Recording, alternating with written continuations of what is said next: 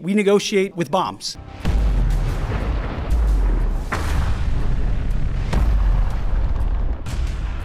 Iran had a modern military. Never has a modern military been so rapidly and historically obliterated, defeated, from day one with overwhelming firepower. The air campaign that we've conducted, that Israel's conducted alongside us, was one for the history books, truly. You have a choice as we loiter over the top of Tehran about your future, that you will not have a nuclear weapon. Our job is to ensure that. This is not Iraq and Afghanistan, creating the conditions for them never to have a nuclear capability, and that's exactly what we're doing in historic fashion. Never in history has a modern military. Iran had a modern military, a modern navy, a modern air force, modern air defenses, leadership, massive bunker. Never has a modern military been so rapidly and historically obliterated, defeated, from day one with overwhelming firepower. The air campaign that we've conducted, that Israel's conducted alongside us, was one for the history books, truly. And it's because we have a president of the United States that when he sends his warfighters out to fight, he unties their hands to actually go out and close with and destroy the enemy as viciously as possible from moment one. And that's why we see ourselves as part of this negotiation as well. We negotiate with bombs. You have a choice as we loiter over the top of Tehran, as the president talked about your future. The president has made it clear that you will not have a nuclear weapon.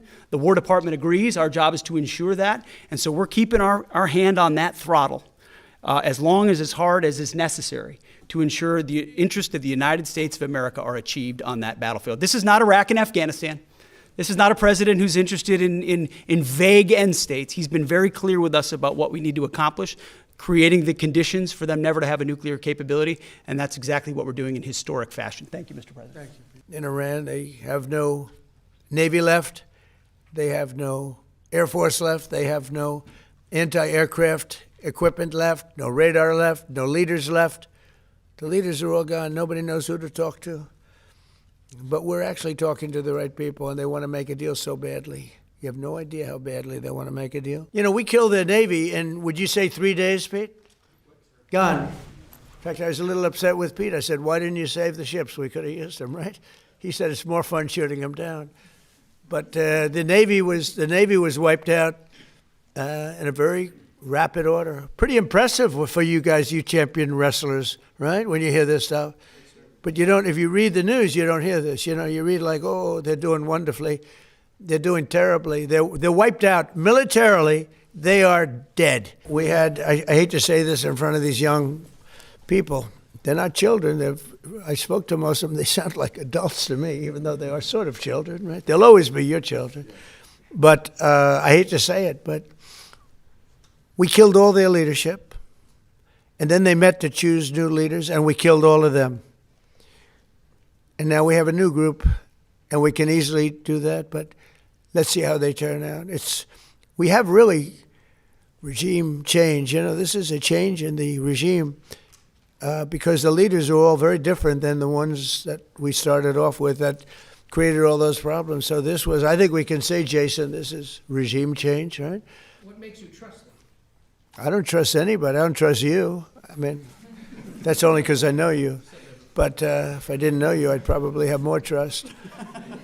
But I don't trust anyone. Why do you say that? Why do you say what makes you trust? Do you think I trust them? I don't trust them. Then why bother talking to them?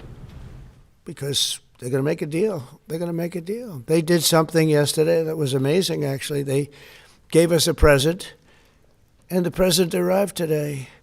And it was a very big present worth a tremendous amount of money. And I'm not going to tell you what that present is, but it was a very significant prize. And they gave it to us, and they said they were going to give it. So that meant one thing to me: we're dealing with the right people. Is that nuclear related? No, it wasn't nuclear related. It was oil and gas related. And it was a very nice thing they did. But what it showed me is that we're dealing with the right people. Because, you know, you don't know, because the leadership was killed, all gone. Khomeini, all gone, as the expression goes, the past supreme leader.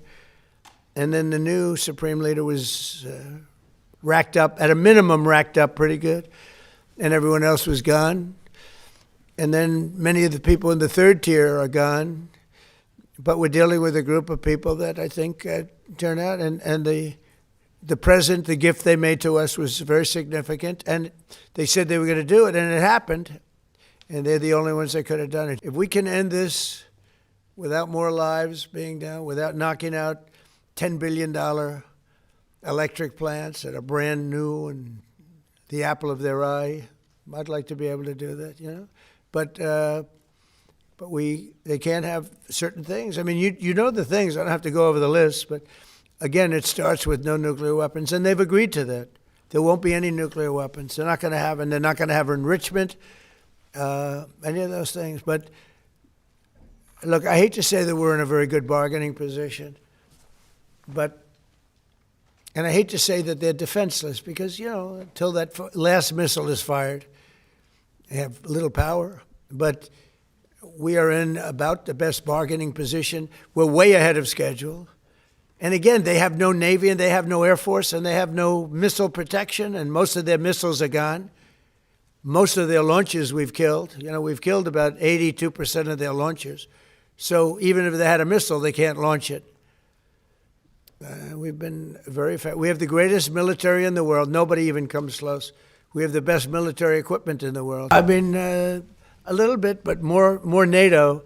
I think our Gulf allies have been pretty good, to be honest with you. UAE's been hit so hard. He got hit by 1,400 rockets, shot them all out of the air with our great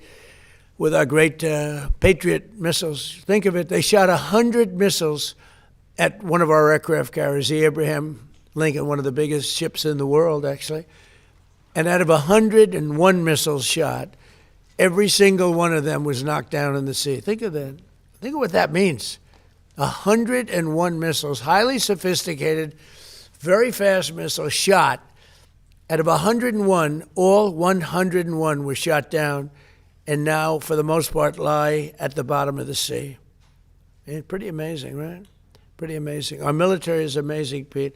You know the attack I'm talking about recently? 101 shot. I said, wow. I saw that. You can see we have sort of pretty good equipment that we see. It's called the red line. Those red lines were thick, right? I said, that's a lot. And then we saw them one by one just get shot. And these guys that do the shooting are the coolest cucumbers ever. You know, most people, you don't have a lot of time. When a missile's going at 2,500 miles an hour, I don't care how far away it is, you don't have a lot of time. But I watched them sit down and think. Great students, MITs, a lot of MITs, a lot of guys like this. They're not as much into the muscle as they are this one right here. And amazing to watch them perform under great pressure because they have a matter of seconds to do it. If they don't do it properly, it's a big problem, you know, because these were powerful. These were very powerful missiles coming. And so a lot of people choke. They don't choke. These guys don't choke. They're the best in the world. We have the best in the world. He's a warrior. He's fighting with us, by the way. Saudi Arabia has been excellent. And UAE, excellent. And I will tell you, Qatar, incredible. Qatar took a hit, a pretty bad hit. Qatar's very close. You know, they're essentially, you can walk right over the border. Qatar took a hit. They've been great. They've been very strong. Kuwait, they had a little mishap. They shot down 3 planes with our missiles. They happen to be our planes. But the pilots made it. Can you imagine the pilots making it? The pilots saw what was coming. And they said, those are Patriots. We're not going to escape Patriots. And they got out of there pretty quick, Pete, right? Pretty amazing that they got out. The 3 pilots lived. They're fine. In fact, they're flying today. It was the Kuwaitis that accidentally fired the missile? Yeah, the Kuwaitis made a mistake. They fired. They thought they were firing at the enemy. It was, as the expression goes, friendly fire. But the pilots are great. They're flying today. Pretty amazing when you think of it.